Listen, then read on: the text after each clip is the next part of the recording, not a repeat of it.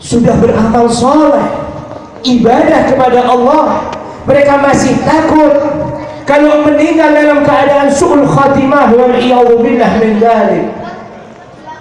Sebagaimana Nabi SAW menjelaskan di dalam hadisnya, beliau menjelaskan kepada kita, Pak, ini yang ngomong Nabi Muhammad, Pak, yang menjelaskan Nabi Muhammad. Kalau ada seorang ulama yang berkata, kita pegang teguh perkataannya. Bagaimana kepala daripada segala ulama, bagaimana penghulu daripada segala ulama, beliau baginda Nabi besar Muhammad sallallahu alaihi wasallam. Jadi harus lebih kita perhatikan. Nabi Muhammad menjelaskan berapa banyak daripada mereka manusia-manusia, daripada golongan umatku, yang mana mereka ketika dalam keadaan beramal kepada Allah, menjalankan perintah Allah, menjalankan sunnah-sunnahku, bahkan antara dirinya dan surga kahatain, seperti ini kata Nabi SAW. Meninggal dunia langsung masuk ke dalam surganya Allah. Tapi Allah merubah keadaannya. Allah menjadikan ketika sebelum meninggal, detik-detik akan meninggal orang tersebut, na'udzubillah, mengingkari Allah. Orang tersebut na'udzubillah bermaksiat kepada Allah, sampai meninggal dalam keadaan su'ul khatimah, wal iyadzubillah min dzalik. Ini yang ditakutkan oleh salafun saleh, ini yang ditakutkan oleh para ulama kita. Maka karena itu hendaknya kita selalu bersyukur atas nikmat Islam dan iman, dan minta kepada Allah mudah-mudahan nikmat tersebut selalu langgeng kepada kita. Amin Allahumma amin. Ini yang ditakutkan. Begitu juga yang kedua, salawat serta salam kepada junjungan Nabi besar Muhammad sallallahu alaihi wasallam, kepada beliau Rasulullah sallallahu alaihi wasallam. Kepada beliaulah makhluk pimpinan kita, kepada beliaulah Nabi Muhammad pemimpin kita, kepada beliaulah Nabi Muhammad penunjuk jalan di jalan yang lurus untuk kita, kepada beliaulah Nabi Muhammad sallallahu alaihi wasallam idola kita, kepada beliaulah Nabi Muhammad sallallahu alaihi wasallam yang kelak nanti memberi syafaat kepada kita di yaumul qiyamah. Amin Allahumma. Ma'asyaral hadirin wal hadirat rahimakumullah.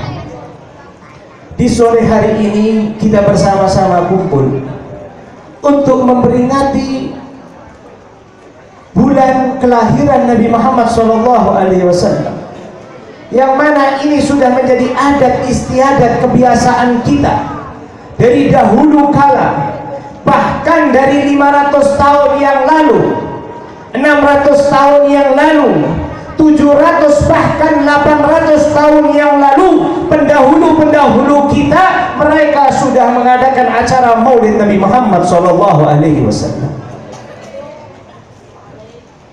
Karena kita ketahui bulan Rabiul Awal sebagai bulan kelahiran Nabi Muhammad, khusus untuk kita Pak, Bu, khusus orang Jawa, kita itu kalau nyebut bulan Rabiul Awal bulan apa Pak? Bulan apa Pak? Jelas bulan, paham ya Bu ya? Bulan apa Bu? Paham? Kenapa diberi nama bulan mulut? Apa makna daripada mulut? Kenapa sih pendahulu-pendahulu kita memberi nama bulan Rabiul Awal bulan mulut? Siapa yang lahir di bulan tersebut sehingga mereka mematokkan di tanggalan bulan Jawa? Mereka mengatakan ketika masuk bulan Rabiul Awal maka dirubah bukan Rabiul Awal tapi bulan mulut. Tujuannya cuma satu Pak, Bu, biar orang-orang yang seperti kita, generasi penerus, biar sadar, ingat bahwa bulan Rabiul Awal bulan kelahiran Nabi Muhammad SAW. Maka karena itu pendahulu kita merubah. Kalau namanya Rabiul Awal mungkin belum tentu tahu, tapi biar kita selalu sadar, kalau sudah Rabiul Awal kita menyebutnya bulan mulut. Siapa yang mulut ketika bulan tersebut siapa? Tidak ada dalam sejarah di Indonesia, dalam sejarah kerajaan di Jawa, ketika bulan Rabiul Awal ada hari kelahiran fulan atau fulan, baik dari pangerannya, baik dari kerajaannya, bahkan para wali songo yang datang dari negeri Hadramut, yang mana mereka datang dari kota Tarim, mereka dakwah sampai ke negara Indonesia, mereka itu bukan semuanya ataupun pelopornya lahir di bulan Rabiul Awal, tapi semua ini ditujukan hanya untuk beliau Nabi Muhammad Sallallahu Alaihi Wasallam. Kalau sudah tahu bulan Maulud, itu artinya maulid, artinya kelahiran. Kelahiran siapa? Nabi Muhammad Sallallahu Alaihi Wasallam. Terus kalau sudah tahu, kita harus bagaimana? Harus seperti ini, Pak, Bu. Harus mengadakan acara seperti ini. Bukanlah acara seperti ini kita adakan hanya setiap sore, bukan yang pagi setiap pagi, bukan. Bahkan setiap saat kita wajib mengadakan maulid Nabi Muhammad Sallallahu Alaihi Wasallam. Kenapa sebabnya? Ya tentulah dengan datangnya bulan Rabiul Awal, yaitu bulan kelahiran Nabi Muhammad Sallallahu Alaihi Wasallam, maka lahir pula seluruh kebaikan yang ada di muka bumi ini. Bahkan lahir pula yang namanya Idul Fitri, bahkan lahir pula yang namanya Idul Adha. Sebagaimana beliau guru saya Habib Salim bin Abdullah Syatiri, di dalam salah satu ceramahnya beliau mengatakan, sudah seharusnya setiap muslim, mukmin, mengaku Islam, mengaku beriman, orang tersebut wajib memperingati bulan Maulid Nabi, wajib untuk senang dengan datangnya bulan Maulid Nabi melebihi daripada bulan-bulan yang lainnya. Sekarang pertanyaannya cuma satu, Pak. Kita tahu Idul Adha, tahu, Pak? Dari siapa? Siapa yang ngasih tahu kita? Ayah kita, guru kita. Guru kita diberitahu siapa? Gurunya diberitahu siapa, Bu? Gurunya diberitahu siapa? Gurunya. Siapa pusatnya? Nabi Muhammad Sallallahu Alaihi Wasallam. Jadi dengan lahirnya Nabi Muhammad, maka lahirlah hari-hari besar yang kita rayakan. Adanya Lailatul Qadar, adanya Idul Adha, adanya Idul Fitri, adanya bulan Ramadan yang mulia, adanya kemuliaan-kemuliaan lain. Bahkan Al-Quranul Karim turun ke muka bumi ini karena diturunkan untuk Nabi Muhammad SAW. Karena itu yuk bersama-sama di bulan Rabiul Awal kita jangan anggap biasa-biasa saja, tidak. Lebih senang harus, lebih bangga harus, lebih gembira wajib, karena dengan datangnya bulan Rabiul Awal berarti pertanda datang semua kebaikan yang ada di muka bumi ini. Bahkan dunia dan seisinya ada karena adanya Nabi Muhammad SAW. Kalau kita mau tarik ke belakang, sebelum lahirnya Nabi Muhammad, maaf mungkin tidak ada masjid sebesar ini, tidak ada. Maaf mungkin satu sama lain tidak mungkin duduk berdampingan seperti ini, tidak. Lihat Sayyidina Umar bin Khattab radhiyallahu anhu, beliau mengatakan ketika ditanya, ya Umar, kenapa engkau ini terkadang senyum, terkadang ketawa? Katanya Sayyidina Umar, ya aku mengingat kalau aku tersenyum, kalau aku tertawa, itu aku mengingat dulu sebelum adanya Nabi Muhammad, bahkan sebelum aku masuk Islam, aku melihat kalau aku menyembah, itu yang aku sembah adalah patung yang aku buat dari gandum. Aku sembah, tapi kalau aku lapar, ya aku makan itu gandum tadi. Ya saya bingung, ini saya sembah berarti saya Tuhan saya, tapi Tuhan kok saya makan? Ini yang beliau katakan. Lalu ditanya, tapi kadang-kadang engkau ini sedih, bahkan menangis. Kenapa wahai Umar? Aku mengingat dulu zaman aku jahiliyah, masih aku bodoh, belum masuk Islam, aku mengubur anak perempuanku dalam keadaan hidup-hidup. Wal iyadzu billah. Lihat kejadian yang sangat menakutkan seperti itu. Bahkan sampai sekarang pun kita menyebutnya zaman jahiliyah, padahal kalau dihitung ada tahunnya sekian, ada kalau disebut dengan nama lain ada, kejadian yang lain pada tahun itu ada, tapi kita menyebutnya zaman jahiliyah. Sebabnya apa? Karena waktu itu orang semua pada jahil, tidak mengerti ibadah kepada Allah, tidak mengerti siapa yang wajib harus disembah. Jelas Pak ya? Paham Pak ya? Karena itu yuk bersama-sama bulan Rabiul Awal. Pertama, wajib kita senang, wajib bahagia, wajib gembira, wajib untuk kita mengayakan bulan Rabiul Awal, khususnya pada tanggal 12 di hari Senin kelahiran baginda Nabi Muhammad Sallallahu Alaihi Wasallam. Dan alhamdulillah, syukur sama Allah Ta'ala, tahun ini tahun 1438 Hijriah, alhamdulillah tanggal 12 Rabiul Awalnya adalah hari Senin. Amin Allahumma. Berarti nikmat yang luar biasa. Ini spesial. Tahun lalu hari apa Pak? Pak? Hah? Lupa? Ya wis. Insya Allah ilmu yang disampaikan tidak lupa nanti.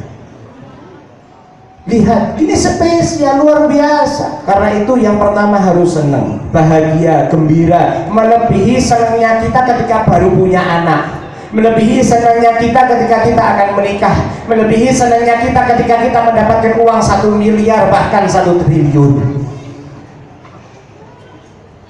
Harus kita gembira, senang, ya Allah, alhamdulillah masuk bulan Rabiul Awal, ya Allah, alhamdulillah, alhamdulillah. Pertama, persiapkan kesenangan, kegembiraan kita. Wabil khusus nanti di tanggal 12 Rabiul Awal kita harus lebih-lebih lagi senang, karena waktu itulah waktu kelahiran Nabi Muhammad SAW.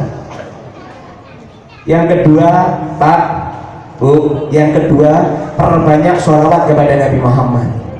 Perbanyak sholawat kepada Nabi. Perbanyak sholawat kepada Nabi Muhammad. Sholawat, terus bersolawat. Ilmu sholawat ini sudah dibeberkan terus oleh para ulama, oleh para salafun soleh. Mereka selalu menekankan kita, selalu membawa alhamdulillah hadis-hadisnya Nabi. Bahkan pertama kali yang memerintahkan kita bersolawat, yang memerintahkan kita sholawat, yang mengajarkan kita sholawat, Allah Subhanahu wa Ta'ala. Allah lah yang mengajarkan pertama kali kita sholawat, kita menghafal ayatnya. Innallaha wa malaikatahu yusalluna ala nabi. Allah yang menciptakan Nabi Muhammad, Allah yang menciptakan kita, Allah Zat Maha Pencipta. Beliau bersolawat kepada Nabi Muhammad, sang makhluk yang diciptakan. Siapa ini Nabi Muhammad? Sehingga sampai Allah yang sang pencipta bersolawat kepadanya. Tidaklah lain dan bukan, beliau Nabi Muhammad adalah Habibur Rahman. Mau tahu Pak, apa itu Habibur Rahman? Habib itu kekasih, Ar-Rahman itu maha pengasih. Bayangkan kalau kita tahu kita ini punya ibu, punya bapak, orangnya lemah lembut, baik, suka menyayangi, suka menyintai. Kepada siapa saja seperti itu, hormat. Bagaimana dengan anaknya sendiri? Pasti lebih sah. Bagaimana ketika Allah, Zat Maha Pengasih, Zat Maha Penyayang, menjadikan makhluknya yaitu Nabi Muhammad SAW sebagai kekasihnya, maka sudah pastilah Nabi Muhammad ini adalah makhluk yang paling disayangi dan dikasihi oleh Allah Subhanahu. Berarti kita harus bersolawat kepada Nabi Muhammad sebanyak-banyaknya. Mana buktinya? Allah yang pertama kali. Yang kedua, Nabi Muhammad telah bersabda. Lihat kisah Ubay bin Ka'ab, sahabat yang mulia, sahabat Nabi Muhammad SAW. sahabat Nabi Muhammad SAW yang sangat mulai, Ubay bin Ka'ab, beliau memerintahkan untuk bersolawat kepada Nabi Muhammad SAW sebanyak-banyaknya. Perintahnya datang dari siapa? Dari Nabi Muhammad langsung. Dan keutamaan sholawat, Pak Bu, jangan katakan tidak ada utamanya, tidak. Ada tukang parkir, Pak, saya cerita sedikit. Malam hari dia bilang, anak saya akan lahir, istri saya akan melahirkan, katanya. Suatu keadaan yang menggentingkan tersebut, dia ngomong, ini anak sudah jam 12 malam hanya pembukaan tak lahir-lahir. Dokternya bilang kalau sampai subuh nggak lahir maka operasi. Dia ngomongkan, saya biar cuma tukang parkir. Jujur, saya nggak punya uang sepeser pun waktu malam itu. Saya pun mengharap sama bidannya yang bantu melahirkan untuk saya mau utang. Bayangkan, Pak Bu, lihat apa jawaban dia. Tapi ketika malam itu saya sholat 2 rakaat. Saya nggak bisa doa apa-apa, nggak bisa. Saya cuma punya andalan solawatnya saya aja biasa.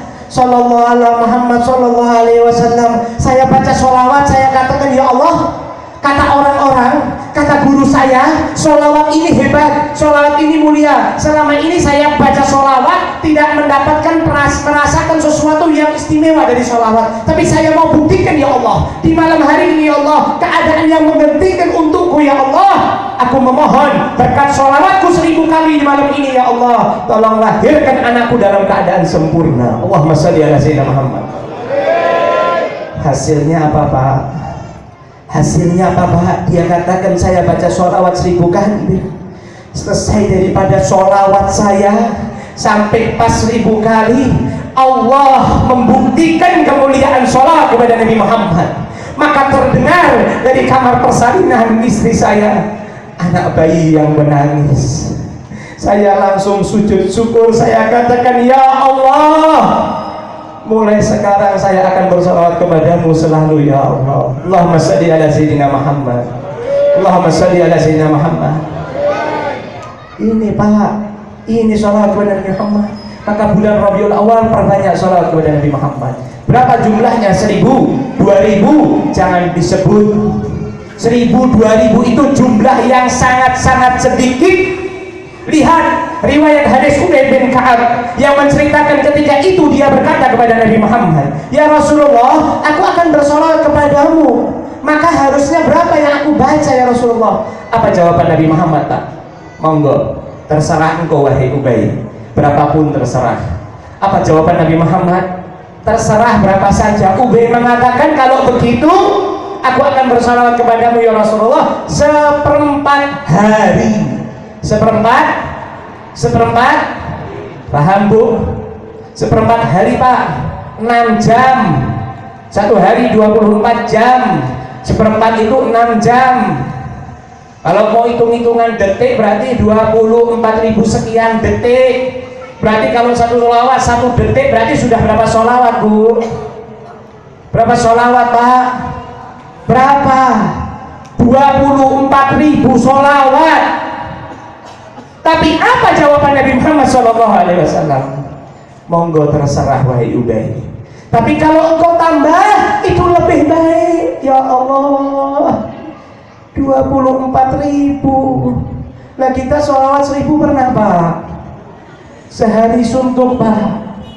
Pak, Bu, baca sholawat. Apa jawaban Nabi Muhammad? Monggo, terserah. Tapi kalau engkau tambah lebih baik, wahai Ubay. Apa jawaban Ubay bin Ka'ab? Bukan seperti kita. Ini sahabat Nabi Muhammad, dididik langsung oleh Nabi Muhammad. Beliau mengatakan, kalau begitu ya Rasulullah, setengah hariku aku jadikan sholawat kepadamu. Allahumma sholli ala sayyidina Muhammad. Setengah hari, 12 jam loh, Pak, untuk sholawat kepada Nabi Muhammad. Apa jawaban Nabi Muhammad? Itu baik. Kalau engkau tambah, maka akan lebih baik. Tujuan Nabi Muhammad apa sih? Kalau kita sholawat kepada Nabi Muhammad, tujuannya apa? Biar kita ini perbanyak sholawat. Bukan untuk Nabi Muhammad, bukan. Bukan untuk Rasulullah, bukan. Nabi Muhammad kita sholawat, tidak sholawat Nabi Muhammad tidak merugi.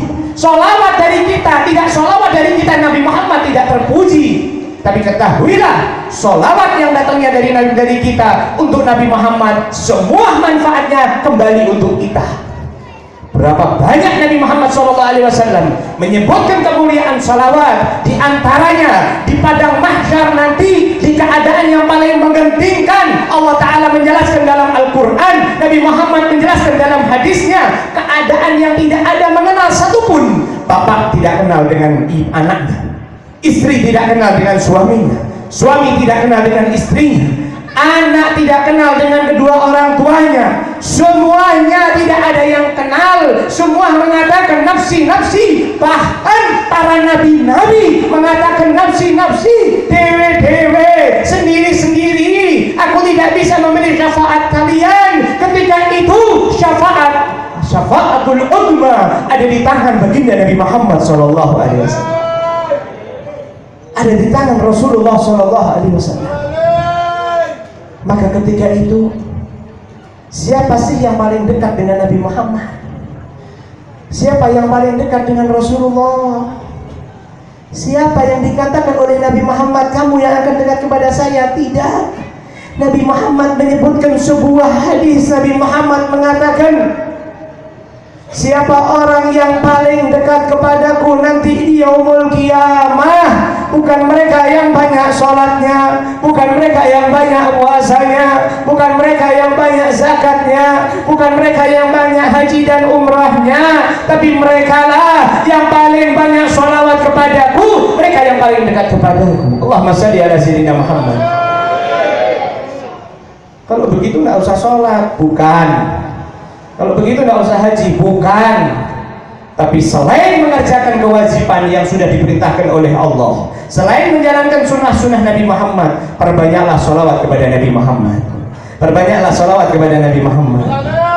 Lihat hadis kelanjutannya, Nabi Muhammad mengatakan, Ubay bin Ka'ab, kalau begitu ya Rasulullah, aku jadikan satu hari full sholawat untukmu. Allahumma shalli ala sayyidina Muhammad.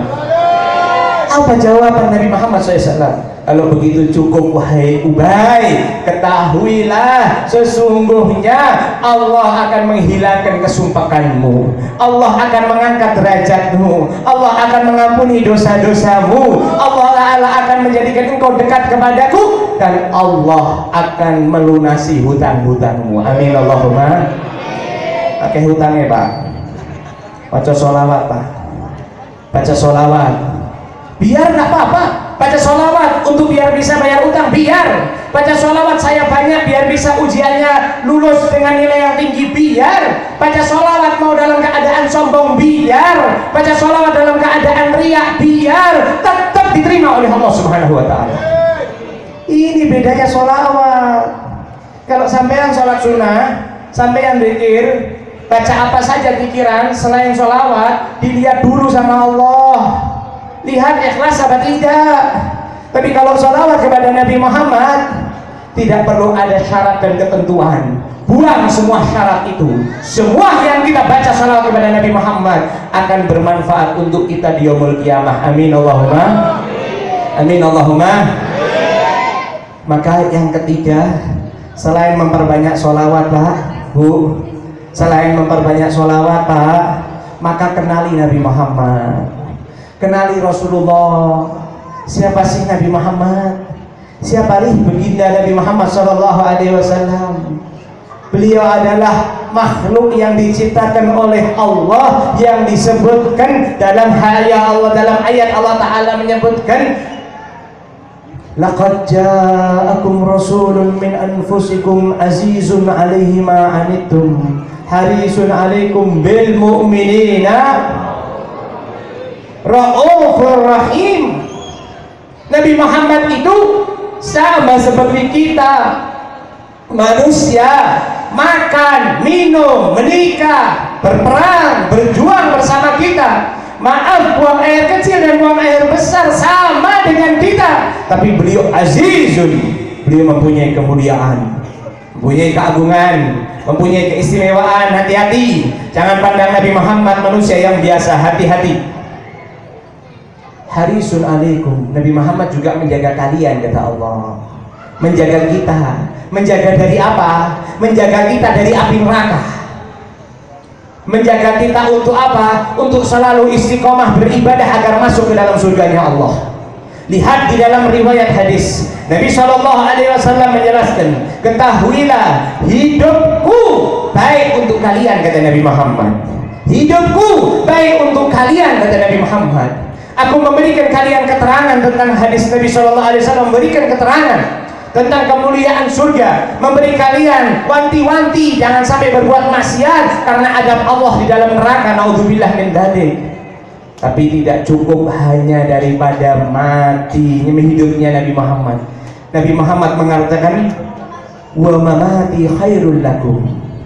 Aku sudah meninggal, kata Nabi Muhammad. Aku sudah di dalam kubur, tapi masih dapatkan kepada kalian manfaat, masih memberi kepada kita semua manfaat, masih memperhatikan kita. Sudah meninggal Nabi Muhammad, sudah dikubur ribuan tahun yang lalu, masih memperhatikan kita umatnya. Apa kata Nabi Muhammad? Akan disodorkan kepadaku segala amalan kalian. Pak, perhatikan Pak, masa kita nggak malu kalau kita berbuat maksiat, amalan kita ini ditunjukkan kepada Nabi Muhammad. Apa kata Nabi Muhammad? In wajadtu khairan, kalau aku dapat itu baik, fahamidullah, maka aku akan bersyukur kepada Allah. Allahumma shalli ala sayyidina Muhammad. Kalau aku dapati amalmu baik, Bu, kata Nabi Muhammad, aku akan bersyukur kepada Allah. Allah Ta'ala telah menegaskan, la in syakartum la azidan. Kalau engkau bersyukur maka akan aku tambah. Dan yang kedua, Nabi Muhammad mengatakan, kalau aku dapati amalan kalian buruk, amalan kalian ada amalan maksiat yang tidak baik, apa kata Nabi Muhammad? Akan aku hilangkan kalian dari catatanku? Tidak. Akan aku buang kalian? Tidak. Akan aku tidak terima nanti di akhirat? Tidak. Apa jawaban Nabi Muhammad? Wa in wajadtu syarran, kalau aku dapati amalan kalian buruk, maka aku akan beristighfar kepada Allah, minta ampun, ya Allah, ampunilah umatku ini yang berbuat salah kepadamu, ya Allah. Ini Nabi Muhammad, ini Rasulullah, inilah beliau baginda Nabi Muhammad SAW.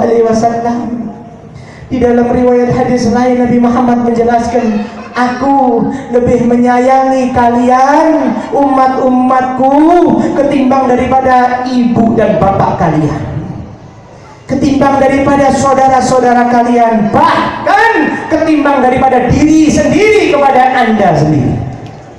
Diri kita ini kurang sayang sama diri kita, kurang perhatian kita sama diri kita sendiri. Kalau baru sakit saja, oh tangannya kena peso, baru bingung, seluruh tubuh ikut sakit. Tapi sudah lama-lama mungkin tidak diperhatikan. Buktinya apa? Buktinya kadang, aduh kesenggol, aduh lupa kalau sedang sakit. Berarti tidak perhatian dengan dirinya sendiri. Dan banyak lagi bukti-buktinya. Oh, kita suka sama klub bola, suka sama pemain bola. Ketika kita melihat bola, biar saya bangun malam, biar saya lelean, biar paginya saya kerjanya juga dalam keadaan ngantuk dan capek, yang penting malam ini saya akan menonton bola. Jelas apa tidak? Berarti tidak kasihan sama diri sendiri. Tapi Nabi Muhammad, perhatian kepada kita melebihi daripada diri kita sendiri. Maka mana yang lebih harus kita perhatikan? Apakah orang lain? Apakah diri kita?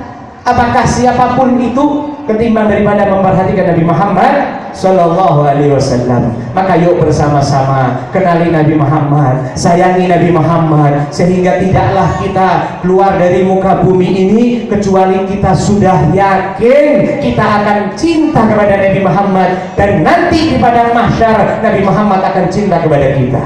Kedudukan yang mulia ketika kita cinta kepada Nabi Muhammad, kita akan mulia. Kedudukan yang lebih mulia adalah ketika Nabi Muhammad cinta dan sayang kepada kita. Allahumma shalli ala sayyidina Muhammad. Allahumma shalli ala sayyidina Muhammad. Mudah-mudahan tidaklah keluar dari tempat ini kecuali hati kita lebih cinta kepada Nabi Muhammad. Tidaklah keluar dari tempat ini kecuali hati kita tertulis nama Muhammad. Tidaklah keluar dari tempat ini kecuali pikiran kita hanya Nabi Muhammad. Tidaklah keluar dari tempat ini kecuali idola kita hanya Nabi Muhammad. Tidaklah keluar dari tempat ini kecuali kita yakin kelak di hari akhirat akan mendapat syafaat dari Nabi Muhammad. Kita memohon kepada Allah, tidaklah keluar dari tempat ini ya Allah berkat pembacaan maulid Nabi-Mu ya Allah, kecuali nanti kami meninggal dalam keadaan husnul khatimah dan kami dapat memandang wajah Nabi Muhammad di dalam kubur bersama Nabi Muhammad, di padang mahsyar di bawah naungan Nabi Muhammad, di sirat di belakang barisan Nabi Muhammad, di waktu pertimbangan bersama Nabi Muhammad, sehingga kita masuk surga bersama Nabi Muhammad, di dalam surga yang ada Nabi Muhammad. Amin ya Allah, amin ya Allah, amin ya Allah. Ala hadhihi niyyah wa ala kulli niyatin salihah wa ala nabiyyina Muhammad sallallahu alaihi wasallam bisirril Fatihah.